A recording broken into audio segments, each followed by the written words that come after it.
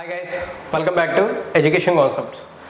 So friends, ఈ వీడియోలో అయితే మీకు ఏదైతే జాబ్ నోటిఫికేషన్ డీటెయిల్స్ షేర్ అయితే చేయబోతున్నానో ఇవి మనకి సెంట్రల్ గవర్నమెంట్కి సంబంధించిన జాబ్స్, అంటే కేంద్ర ప్రభుత్వానికి సంబంధించినటువంటి జాబ్స్. అండ్ ఆల్సో ఈ జాబ్ నోటిఫికేషన్ సంబంధించిన ఒక స్పెషల్ ఏంటంటే ఈ జాబ్స్కి ఇంటర్మీడియట్ పాస్ అయినటువంటి మేల్ క్యాండిడేట్స్ అవని ఫిమేల్ క్యాండిడేట్స్ అవని ఎవరైనా అప్లై చేయొచ్చు. దానితో పాటు ఇవన్నీ కూడా మనకి పర్మనెంట్ పోస్టులు. ఇక ఇన్ కేస్ మీరు ఈ జాబ్కి సెలెక్ట్ అయితే ప్రతి నెల కూడా మీకు 36,500 రూపాయలు, అంటే 36,500 రూపీస్ శాలరీగా రావడం జరుగుతుంది.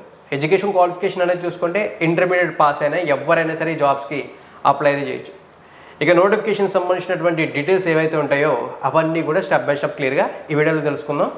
ఇక మనం మెయిన్ డీటెయిల్స్లోకి వెళ్ళి వివరాలన్నీ చెక్ చేద్దాం. ఒకవేళ మీకు ఏదైనా డౌట్ వచ్చింది అనిపిస్తే మీరు చేయాల్సిన పని మీకు తెలిసిందే కదా, వెంటనే మీ డౌట్ని కామెంట్ సెక్షన్లో కామెంట్ చేస్తే వీలైనంత వరకు వాటిని నేను క్లారిఫై చేస్తాను. నా ఎక్స్ప్లెనేషన్ నచ్చినట్లయితే లైక్ చేసి మీరు సపోర్ట్ అయితే చేయండి. ఇక మనం వివరాల్లోకి వెళ్తే ఈ జాబ్ నోటిఫికేషన్ మనకి సెంట్రల్ గవర్నమెంట్కి సంబంధించినటువంటి CSIR అండర్టేకింగ్లో ఉన్న సెంట్రల్ డ్రగ్ రీసెర్చ్ ఇన్స్టిట్యూట్ నుంచి రావడం అయితే జరిగింది. ఇక్కడ వివరాలు అయితే చూడొచ్చు. అదేవిధంగా ఈ రిక్రూట్మెంట్లో మనకి 2 కేటగిరీ పోస్టులని రిక్రూట్ చేస్తున్నారు. అందులో ఒకటి జూనియర్ సెక్రటరీ అసిస్టెంట్, రెండోది జూనియర్ స్టెనోగ్రాఫర్. అయితే ఈ వీడియోలో నేను mainly junior secretary assistant post వివరాలు మాత్రమే మీకు ఎక్స్ప్లెయిన్ అయితే చేస్తున్నాను. మీకైతే షేర్ చేస్తున్నాను. వై బికాజ్ అంటే వీటికి అందరూ అప్లై చేసే అవకాశం ఉంది. ఈ జూనియర్ స్టెనోగ్రాఫర్ జాబ్స్ ఏవైతే ఉన్నాయో వీటికి మనకి హయ్యర్ క్వాలిఫికేషన్స్ ఉండాలి, అంటే కొన్ని అడిషనల్ క్వాలిఫికేషన్స్ ఉండాలి. అవి రెగ్యులర్ పీపుల్కి తక్కువగా ఉంటాయి కాబట్టి వాటి డీటెయిల్స్ అయితే ఇక్కడ ఇంక్లూడ్ అయితే చేయట్లేదు. ఆ పాయింట్ గుర్తుంచుకోండి. ఇన్ కేస్ స్టెనోగ్రఫీ స్కిల్స్ ఉన్న వాళ్ళు ఎవరైనా ఉన్నట్లయితే వీడియో కింద డిస్క్రిప్షన్లో నోటిఫికేషన్ లింక్ ఇస్తాను కాబట్టి అక్కడ క్లిక్ చేసి స్టెనోగ్రఫీ పోస్టులు ఎన్ని ఉన్నాయి వాటి వివరాలు ఏంటనేది మీరు చెక్ చేయండి. ఇక ఇప్పుడు మనం ఈ నోటిఫికేషన్ డీటెయిల్స్లోకి వస్తే ఈ నోటిఫికేషన్లో ఏవైతే పోస్టులు ఉన్నాయో వీటికి అప్లికేషన్స్ అనేవి ఫిబ్రవరి 10వ తారీఖు నుంచి తీసుకోవడం అయితే జరుగుతుంది. అండ్ ఆల్సో అప్లై చేయడానికి లాస్ట్ డేట్ చూసుకుంటే మార్చి 10వ తారీఖు లాస్ట్ డేట్గా మెన్షన్ చేశారు. గుడ్ న్యూస్ ఏంటంటే అప్లై ప్రాసెస్ కంప్లీట్లీ ఆన్లైన్లోనే ఉంటుంది. ఇక ఇప్పుడు మనం ఈ నోటిఫికేషన్లో తెలుసుకుంటున్నటువంటి ఏదైతే జూనియర్ సెక్రటరీ అసిస్టెంట్ పోస్ట్ ఉందో ఆ పోస్ట్కి సంబంధించిన వేకెన్సీస్ ఏంటి, క్వాలిఫికేషన్స్ ఏంటి అనే వివరాల్ని చెక్ చేద్దాం. సో ఇప్పుడు ఈ జూనియర్ సెక్రటరీ అసిస్టెంట్ పోస్ట్ గురించి మాట్లాడుకుంటే ఈ జూనియర్ సెక్రటరీ అసిస్టెంట్ పోస్ట్కి సంబంధించిన నోటిఫికేషన్లు అయితే టోటల్లీ మనకి 7 వేకెన్సీస్ ఉన్నాయి, అంటే 7 పోస్టులు అయితే ఉన్నాయని చెప్పి మెన్షన్ చేశారు. అలాగే ఈ పోస్టులు సెంట్రల్ గవర్నమెంట్లో గ్రూప్ C కేటగిరీకి సంబంధించినటువంటి నాన్ గెజిటెడ్ పోస్ట్ అని మెన్షన్ చేయడంతో పాటు ఈ జూనియర్ సెక్రటరీ అసిస్టెంట్ జాబ్కి సెలెక్ట్ అయిన క్యాండిడేట్ ఎవరైతే ఉంటారో, మేల్ క్యాండిడేట్ అయితే మేల్ క్యాండిడేట్, ఫిమేల్ క్యాండిడేట్ అయితే ఫిమేల్ క్యాండిడేట్ ఎవరైతే ఉంటారో వాళ్ళకి సెంట్రల్ గవర్నమెంట్ చూసుకుంటే లెవెల్ 2 ప్రకారం శాలరీ పే చేస్తుంది. లెవెల్ 2 ప్రకారం శాలరీ అంటే బేసిక్ పే 19,900, మ్యాక్సిమం 63,200.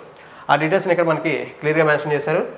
అయితే ఈ బేసిక్ పే మ్యాక్సిమం పేస్ గురించి పక్కన పెడితే ఈ జాబ్కి సెలెక్ట్ అయిన వాళ్ళకి అప్రాక్సిమేట్లీ విత్ ఆల్ అలవెన్సెస్ 36,500, అంటే 36,500 రూపాయలు ప్రతి నెల జీతంగా రావడం జరుగుతుంది. ఇక్కడ వివరాలను చూడొచ్చు.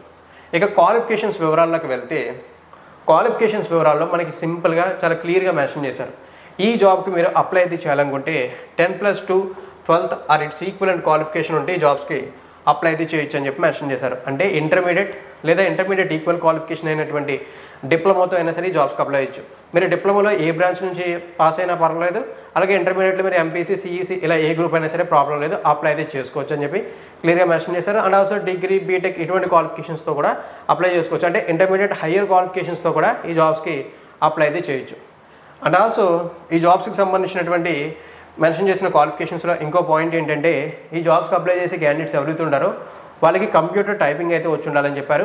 ఆ టైపింగ్ అనేది హిందీలో అయినా పర్వాలేదు, ఇంగ్లీష్లో అయినా పర్వాలేదు అని చెప్పారు. ఇన్ కేస్ మీరు ఇంగ్లీష్లో టైప్ చేయాలనుకుంటే 35 words per minute స్పీడ్లో టైప్ చేయాలి, లేదా హిందీలో టైప్ చేస్తాను అనుకుంటే 30 words per minute స్పీడ్లో టైప్ చేస్తే సరిపోతుందని చెప్పేసి మెన్షన్ చేశారు. ఈ పాయింట్స్ని ఇక్కడ క్లియర్గా చూడొచ్చు. ఇక నెక్స్ట్ మెన్షన్ చేసిన పాయింట్ ఏంటంటే ఏజ్ లిమిట్. ఈ ఏజ్ లిమిట్ అనేది చూసుకుంటే ఈ జాబ్స్కి ఇంట్రెస్ట్ ఉన్న క్యాండిడేట్స్ అప్ టు 28 years వరకు అప్లై చేయొచ్చు. అయితే ఇక్కడ మీకు మినిమం ఏజ్ ఎంత ఉండాలనే డౌట్ వస్తుంది కదా. మినిమం ఈ జాబ్కి మీరు అప్లై అయితే చేయాలనుకుంటే మీకు 18 సంవత్సరాల ఏజ్ అయితే ఉండాలి. ఆ విషయం గుర్తుంచుకోండి. అయితే ఏవైతే రిజర్వ్ చేసినటువంటి పోస్టులు ఉంటాయో వాళ్ళకి గవర్నమెంట్ ఆఫ్ ఇండియా రూల్స్ ప్రకారం ఏజ్ రిలాక్సేషన్స్ అనేవి అప్లికేబుల్ అవుతాయి. ఆ విధంగా చూసుకుంటే SC, ST కేటగిరీ అభ్యర్థులకి 5 years, OBC కేటగిరీ అభ్యర్థులకి 3 years ఏజ్ రిలాక్సేషన్స్ అనేవి అప్లికేబుల్ అవడం జరుగుతాయి.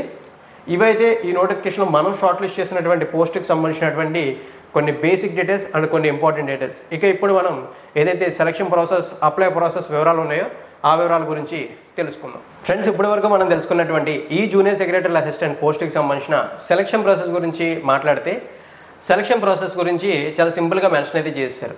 అదేంటంటే సెలక్షన్ ప్రాసెస్కి సంబంధించి ఒక ఎగ్జామ్ అయితే ఉంటుంది. ఈ ఎగ్జామ్ అనేది అప్లై చేసిన క్యాండిడేట్స్ని బేస్ చేసుకుని ఆఫ్లైన్లో కండక్ట్ చేయాలా లేదా ఆన్లైన్లో కండక్ట్ చేయాలనేది డిసైడ్ అవుతుందని చెప్పారు. చూడండి, ఇక్కడ మోడ్ ఆఫ్ ఎగ్జామినేషన్లో OMR based or computer based objective type of multiple choice examination అని చెప్పి మెన్షన్ చేశారు. ఇక మీడియం ఆఫ్ ఎగ్జామినేషన్ చూసుకుంటే ఎగ్జామ్ ఏ లాంగ్వేజ్లో జరుగుతుందని చూస్తే మనకి ఎగ్జామ్ మీడియంస్ అనేవి చూసుకుంటే హిందీ ఆర్ ఇంగ్లీష్ అని చెప్పి మెన్షన్ చేశారు. అంటే బోత్ లాంగ్వేజ్లో ఎగ్జామ్ పేపర్ అయితే డిజైన్ చేసి అయితే ఉంచుతారు. ఇక స్టాండర్డ్ ఆఫ్ ఎగ్జామ్ చూసుకుంటే మనకి ఇంటర్మీడియట్ ఎడ్యుకేషన్ క్వాలిఫికేషన్ కాబట్టి ఇంటర్మీడియట్ స్టాండర్డ్స్లోనే ఎగ్జామ్లో ఉన్నటువంటి క్వశ్చన్స్ అన్నీ ఉంటాయని చెప్పి కూడా పాయింట్ మెన్షన్ చేశారు. ఇక టోటల్ నెంబర్ ఆఫ్ క్వశ్చన్స్ చూసుకుంటే 200 క్వశ్చన్స్. ఈ ఎగ్జామ్కి సంబంధించి 2 hours 30 minutes టైం అయితే అలాట్ చేయడం జరుగుతుందని చెప్పి మెన్షన్ చేశారు. ఇక ఎగ్జామ్ ప్యాటర్న్ గురించి మాట్లాడుకుంటే ఎగ్జామ్ ప్యాటర్న్లో మనకి మెన్షన్ చేసింది ఏంటంటే ఎగ్జామ్స్ని 2 పేపర్స్గా డివైడ్ అయితే చేశారు.